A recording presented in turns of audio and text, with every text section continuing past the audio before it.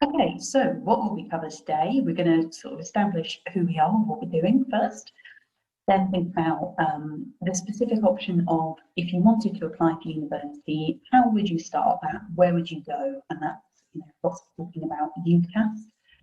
And then personal statements, we'll get more into the detail of it and give you some tips and how-to guides and places to go to get more information. So, where are we now?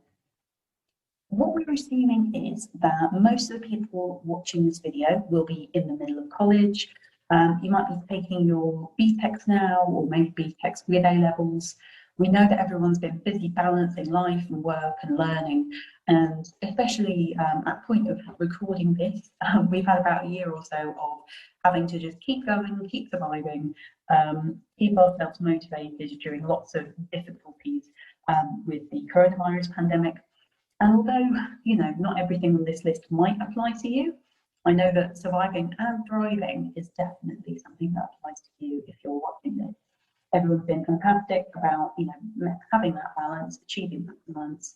And now also, what we want to kind of do as a next step is think about, well, given everything that's gone on, given all the experiences you guys have, all the positive experiences, all the learning you've done, all the really great skills you demonstrated during a really challenging time, let's start to think about the future, about what you could do if you wanted to go to university or start work, maybe move to a different area of the country. Lots of people do that when they go to university. And you might have lots of unanswered questions, and if you're anything like I was, you might be going, okay, well, what do I do? There are too many options. I don't know whether I'd be any good at this thing that I'm interested in, or whether I should play it safe and go over here. So the idea is this is a bit of a general introduction.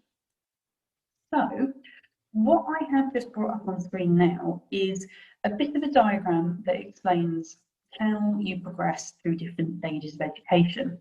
I'm not sure if you'll be able to see my mouse, but you'll be on this stage, so key stage 4, when you were probably at school, or maybe retaking English or maths at college, but that's key stage 4 kind of time. And after people have gained those GCSE qualifications that they need, you can be thinking more along the lines of wanting to get into education in a more detailed way. So you might be thinking about picking your A-levels, going to a sixth form or a big college to do your next qualifications. And that might be because you're a traditional academic learner, you fit into that setting quite well, or you might not really be interested in that at all. And you might want to be doing a bit of a mix, so learning on the job in a way, so that could be work-based learning with an apprenticeship provider, properly going out, earning money, and also getting a qualification at the same time. That's this area on the right-hand side. Or you could be doing a bit of both. So lots of colleges and sixth forms are providing BTEC qualifications, or MBQs, they kind of used to be known. And the idea was that these are more vocational ways of learning and being in education up to the age of 18. So that might mean that you're spending more time than someone who's doing A-levels out on the job, getting practical experience, understanding, say if you're doing sports BTEC, you might be spending more time doing that sport and figuring out how the biomechanics of the body fit together than, if you're doing a history A-level, you are writing essays, learning facts, trying to revise and cram that all in your brain. And people have different styles. There is also a lot of overlap across these stages. I'm just going to bring up a star. You are here. You're thinking, if you're watching this, about what to do after you've done your BTEC or A-levels, or BTEC and A-levels, and thinking, okay, well, I'm reaching the end of my time in compulsory education. Do I want to go straight into employment? There are lots of school leaver schemes for big companies where you can be, really getting in on the ground floor of a very big company, making a real success of yourself and earning money straight away. There's that. There's people who take gap years and try and work out what they want to do, and maybe they find university a few years later than the vast majority of people. That is absolutely fine, and a lot of times having some extra space to work out what you want to do is incredibly valuable. And then what I'm going to have to focus on today is thinking about, for those of you who are thinking, okay, well, I know I want to do more education. I either want to go to university, maybe move out of home, go and do a really exciting degree course. It could be across the country, or it could be here in London, and you could be just getting the tube in every day. That's the first bit here in higher education. And I will mention briefly that similarly to work-based learning, learning on the job, you can get parts of a degree or all of a degree from doing an apprenticeship with a company or working in a full-time job there and then saying, I want to learn more, I want to get part of a degree, so a higher apprenticeship or a full degree, and that has to be something that is a partnership between an employer and the university. So those can be quite competitive to get onto, but obviously if you're working in aeronautics, so in the flight industry, then you might need to get more specific technical qualifications to go and progress up higher in that. So if you don't have a degree, you might really need to get one in order to get to that top level management job. Okay, so just to quickly point that there are some of these websites that you can go to. If you're not really sure about which of those options would suit you, still flipping back to this page, if you're sort of thinking, well, I'm a bit in between all of these different stages, if you have a look at some of the places like Ucas, Ucas talks about university, what uni, London South East colleges. Your own college has got a lot of information on this as well. But there are other sources of information about apprenticeships, which I find really, they can be very confusing until you sort of get to the nub of the issue and go, oh, right, there's this one available in this location, right, this is what I would need to do. But you can get some information there and general information on just what career would I even like to do? There's lots of places you can go and find out more.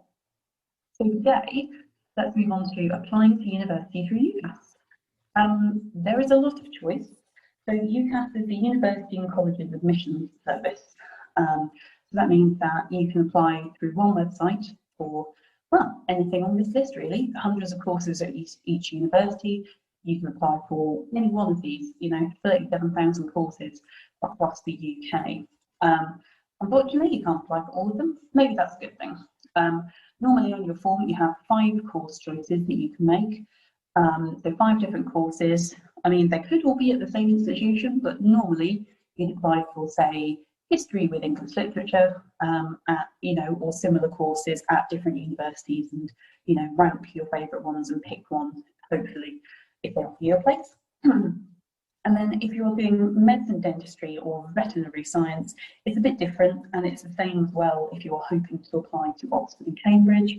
You can only apply to one of those 2 universities because they're the oldest and the fanciest in the country. And as far as medicine and dentistry goes, that's a very specific set of course choices. So you should definitely do your research and find out more. And what you should also know is that universities don't have your list of 5 courses in front of them. They see you, they see your application and your personal statement. So while it's useful to make it as personal and suitable as possible, you've got to remember that if you're saying which courses you're applying for, you have to be really consistent about talking about them, because they don't know that you've also applied to something in Wolverhampton, X, Y, and Z. So it will include your Ucas application, these different bits of data, so your grades, personal statement obviously is where we're focusing on today. Not every course will have a test for you to do to get onto that course, but many of them, like being a doctor or potentially accountancy corpus, who knows, they could have aptitude tests to see how well you would suit that course. There are also sometimes interviews, again, for primary teaching or for becoming a doctor. Those are really important courses for them who have met you, who have established you're a safe and decent person to work with young people, or to provide medical advice. Sometimes there are interviews. So in your personal statement, it is 4,000 characters long. That includes spaces and everything. So what you should always be doing is keeping a track of your word count, of your character count, and drafting up in a little Word document, and then making sure it fits onto the form. Do not just write it straight onto the online form. We cannot do that because you need to also be aware of spell check and things like that. So start in Word and then bring it over and make sure it fits. And these are some of the general things that you should be trying to put across in your application. You are a person who's interested in learning, you have a positive attitude to being in education, especially university, because otherwise why would you be there and make all this effort to go. You have good written English, you are really passionate about what you want to do. And something that might be quite useful for some courses more than others is just saying, I can work well in groups, I'll be a good member of the university community. I know that's not a requirement for every single course, but they do want to see that you are a rounded human being. You are not just a robot who does maths all day and goes to sleep and then dreams about maths all night. You're someone who has a life, you're someone who has interests and can bring a lot to the university other than just your subject knowledge. This slide is here to show that, well, if you're doing a joint honours course, that is one where you might be doing both, I don't know, let's say music and drama, or music with maths. So there are lots of different terms to get to grips with there. If you want to do mostly music and a little bit of maths, that might be music with maths. Or if you wanted to do a full joint honours where it was, say, English and history, then the and signifies that you're doing both of those subjects in equal parts. Half your course is that, half your course is that. And writing a personal statement for your application, if you were looking for a joint honours course, that is something you've just got to think carefully about. It's not impossible, far from it. Hundreds of people do it every day. And all that you've got to do is make sure that you're consistent in talking about your enjoyment of the subject, both of them, and then thinking about, well, okay, I'm applying for this course at 5 universities. At Manchester, they focus mainly on this area of it, and they've changed the title to something funny. So, you know, just make sure you're talking in a way that makes sense for each of those applications. But we won't focus on that for too long. So, looking in detail at personal statements, I'm going to refer you to this video. We are going to play it now. But which university, so which are like a kind of comparison site for lots of different things. You could compare dishwashers, you could compare cars, you can compare universities. And the reason I mention them is that they are nice and impartial. University-wise, you know, we haven't bought advertising, we haven't said which please promote us to this and the other.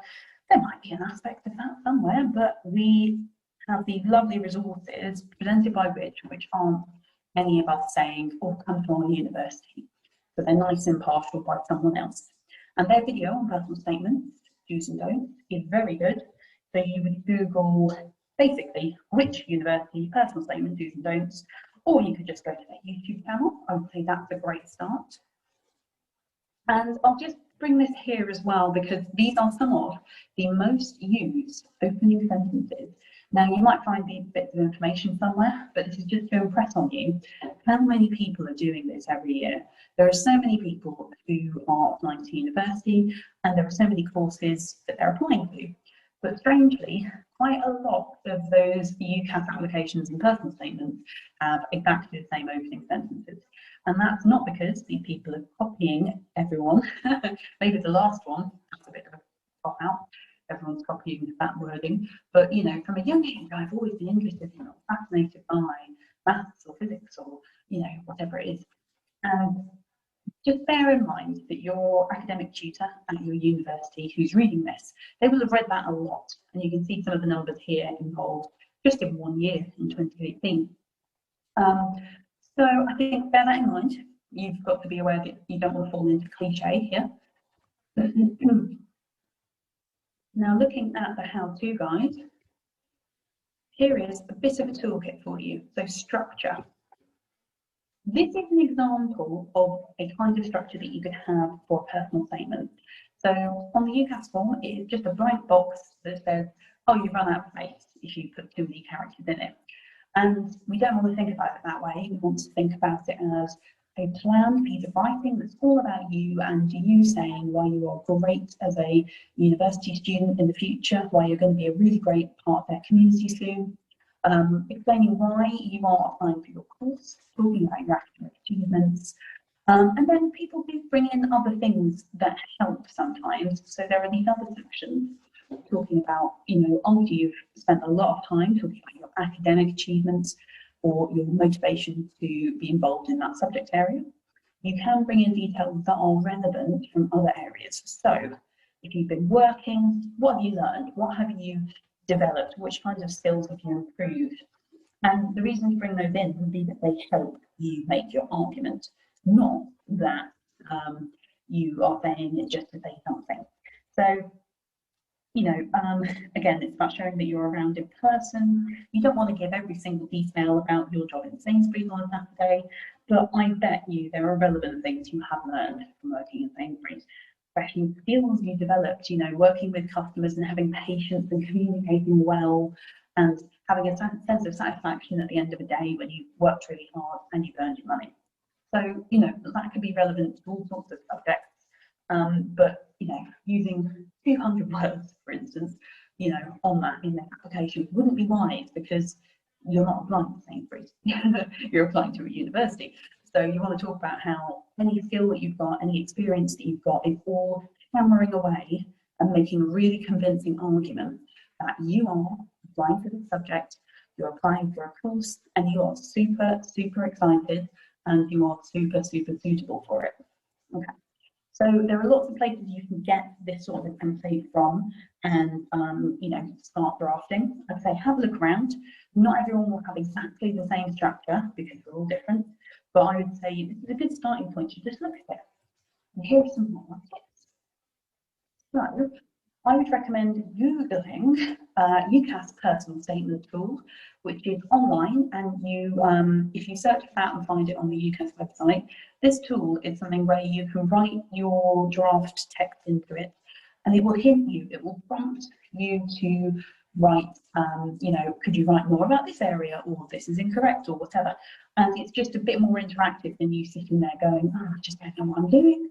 I think you just have to set up a level 3 account with them, and then you can just write away.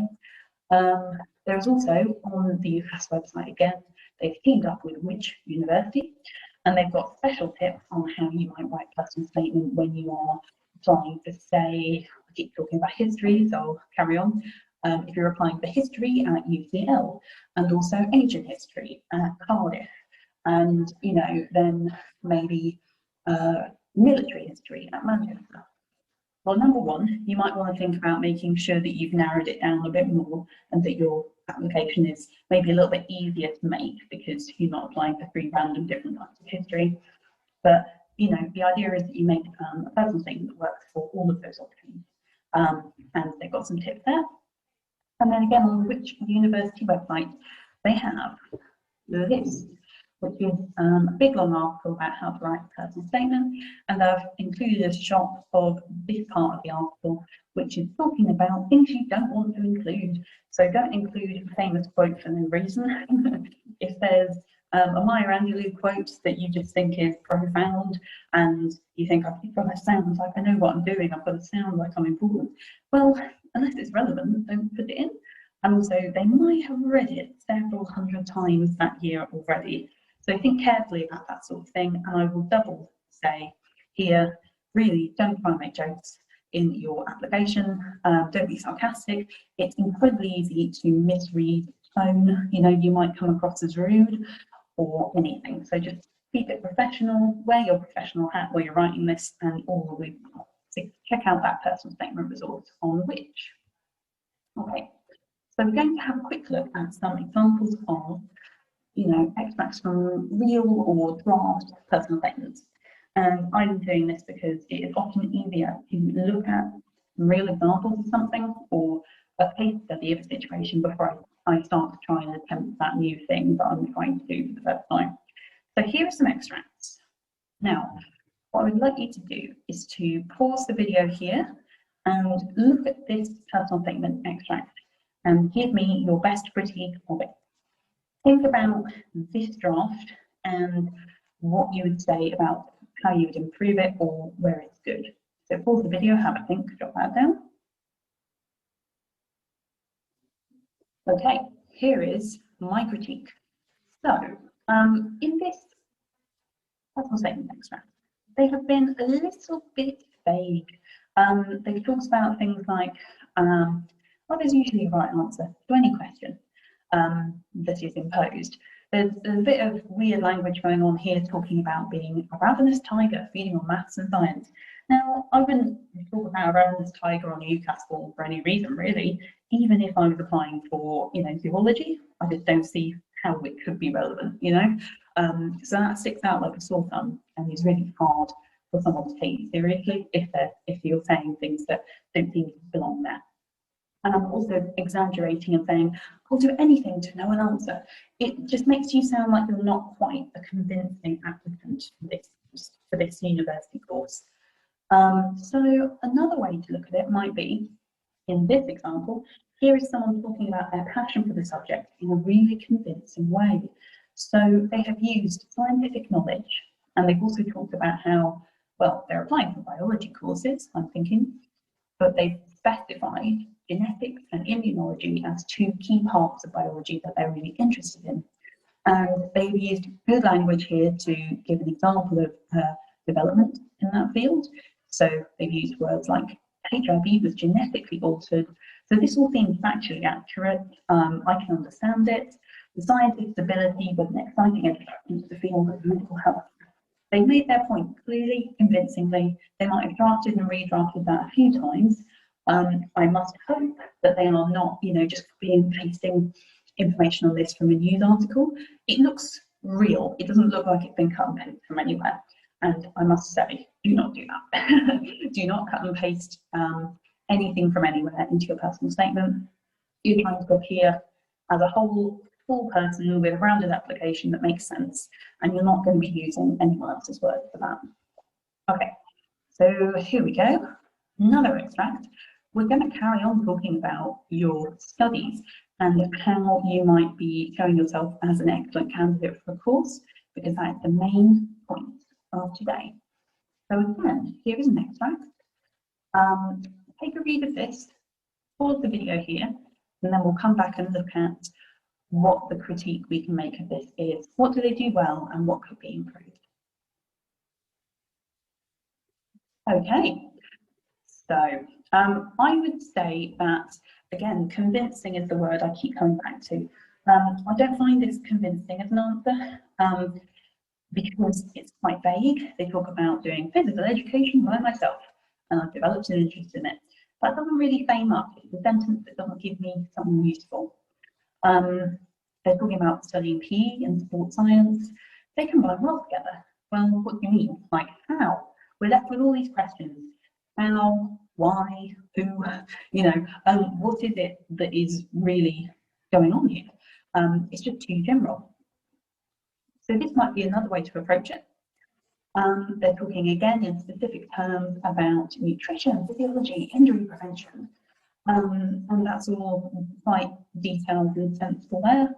I believe, this person says, there is scope for the public to further understand nutrition. So they've got a bit of a mission. They want to be helping people. They want to be educating. They want to be a part of this mission about helping everyone understand nutrition. And they've connected that to the issue in the news and the data that they've found, indicating that there are increasing rates of obesity in the UK.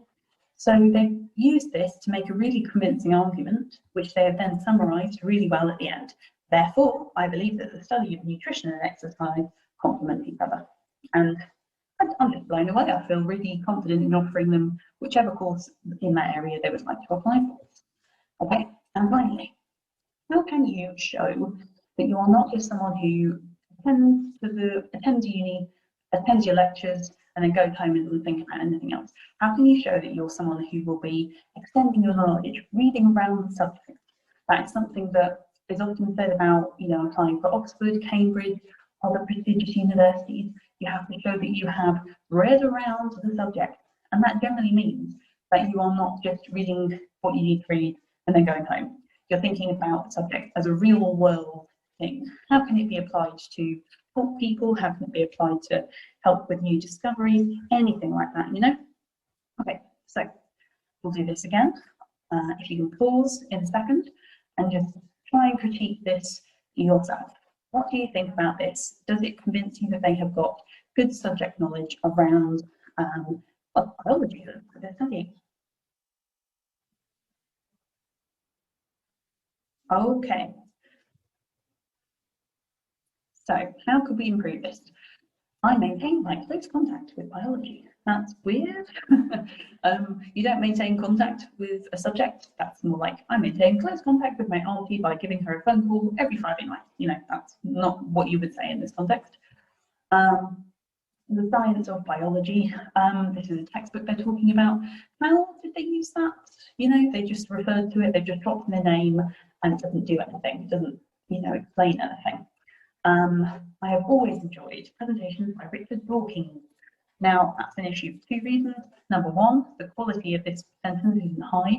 They've actually spelled Richard Dawkins' name wrong, which is pretty glaring. And we need to make sure that, you know, if you're trying to bring in knowledge and, you know, name check some heavy hitters in your field of science, biology, philosophy, whatever, you should know how their names are spelled, and you should not just be trying to throw it in and make yourself feel a bit better or seem a bit cleverer. It's not about that. You have to do the work. You have to be true and truthful about what you know. And, you know, I think it's just more detail is required. So here we go. This is another lovely example of someone saying similar sorts of things, but a lot better. So I have applied my scientific knowledge. I have researched, and they're using these I words are fantastic because in a job application or a university course or in a political speech, anything, explaining what you have done and why you are the best candidate for something, you using those words like I did this, I researched this, I found that, that really puts you at the center of the story. And that's definitely what you want to do here, rather than being vague and sort of saying, oh, you know, I maintained contact with my biology. Doesn't really mean anything. They're telling us and they're showing us in this extract. So I researched muscle protein synthesis, and then I incorporated that into my training programs. And then they've gone further, for example. And you know, they have done a recent exercise program. They planned it with their friends. They've used this research that they've done into what Mike Isbell's scientific principles of strength training, and they've turned it into a real life program, and they've got some benefits from doing that research. That's the story we want to be telling. However, whichever subject you're doing, do your research, talk about how you've used it, and you know, apply it to real life. Okay, so in general, think about the quality of what you're saying over just waffling. We want to think about using language that is natural for you. If the tone of this extract doesn't sound like what you would say at all, then don't try and imitate it. Try and sound professional, try and sound knowledgeable, but you don't have to imitate anything. And that's where we get into trouble with things like plagiarism, when someone is just copying what they think is a better way to say something. You end up then copying them, and that's a huge problem, and that could mean that your application goes nowhere and that you're banned from applying at university. You want to be making sure that if you're talking about how well read you are, how much you understand about your subject, you have actually done that work. If you're studying drama, applying for drama, it might not necessarily be lots of reading, it might be some reading of play scripts and that kind of thing, but it might also be making opportunities for yourself to go see plays, or if we're in the middle of a pandemic and you can't go see plays, what can you do to do with drama? How can you create something? How can you review something? There are lots of ways that people do this for themselves. They don't wait for someone to help them do the wider reading. They investigate it, research it, and then build something themselves. And please be honest. Okay. So from here, we're thinking that if you're at roughly the start of your personal statement journey, we are starting to see universities open up again. We're starting to see visit days happening again. Please just Google around, have a look, and talk to your teachers, talk to your college staff about when it is you're supposed to make sure that they have, you know, looked at your personal statement, written you a reference. Find out what those deadlines are, because you would like to know long before it reaches the 20th. Okay, and here are some more places you can go to find out more. YouTube, actually loads of educational stuff on there. Okay, and you can compare different universities. There are rankings websites, there are places like the Student Room or the NSS, the National Student Survey, where you're hearing from real students about what they think about the courses they're doing or the places they're studying. Thank you so much for listening. I've been Nancy, speaking on behalf of St Mary's University, Twickenham, and you can get in touch with us by emailing this email address, schools.colleges@stmarys.ac.uk. Please stay in touch with your Linking London coordinator or your college coordinator, your careers advisors, because there's lots of resources like this coming from all the different universities around London. We all work with Linking London and we're all here to help. Thank you very much.